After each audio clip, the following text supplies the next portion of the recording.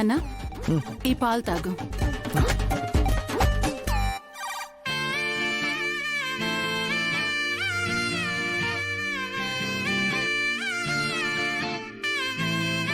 అమ్మా పాలు తాగంగానే నాకెంత బలం వచ్చేసిందో చూడు మమ్మీ. ఒరే అందరూ ఉన్నారు, ఇదే కరెక్ట్ టైం, వెళ్ళి మాట్లాడు. ఏం కాదు, నువ్వు చెప్పాలనుకున్నది అడగాలనుకున్నది మొత్తం అడిగేరా.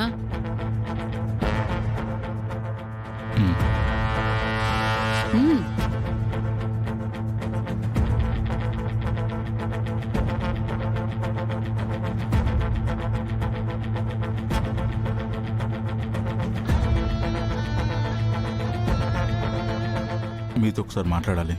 ఏంట్రా? మీతోనే కాదు పెదనాన్న, అందరితోనూ ఒక విషయం చెప్పాలి.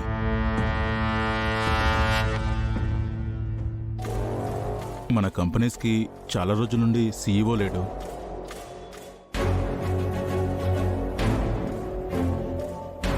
అన్నయ్యకి నయమైంది, మళ్ళీ సీఈఓ పోస్ట్ చూసుకుంటాడనుకుంటే మళ్ళీ అన్నయ్యకి ఇలా జరిగింది.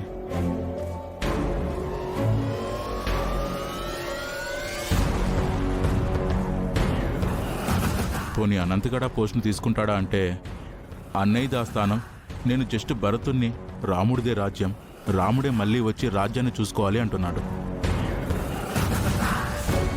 వాడు చెప్పింది నిజమేగా. నా కన్నయ్య రాముడు, వాడికే పాలించే హక్కు ఉంది.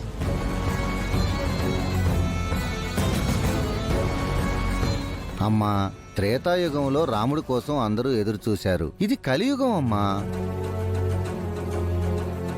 బాలా కోసం మనం ఎదురు చూస్తున్నాం, కానీ షేర్ హోల్డర్సు పార్ట్నర్సు ఎదురు చూస్తారో చెప్పండి అత్తయ్య. గత కొంతకాలంగా సీఈఓ లేకపోవడం వల్ల మన షేర్ వాల్యూ కూడా పడిపోయింది. షేర్ హోల్డర్స్, ఇన్వెస్టర్స్ చాలా టెన్షన్ పడుతున్నారు.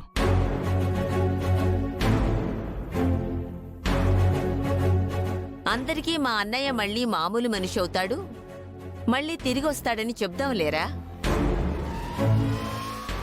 చెప్పడానికి మనం ఉన్నాం కానీ అక్కడ వినడానికి ఎవరూ రెడీగా లేరు బామ్మా. అంటే వాళ్ళందరూ ఖచ్చితంగా సీఈఓ ఉండాలంటున్నారు.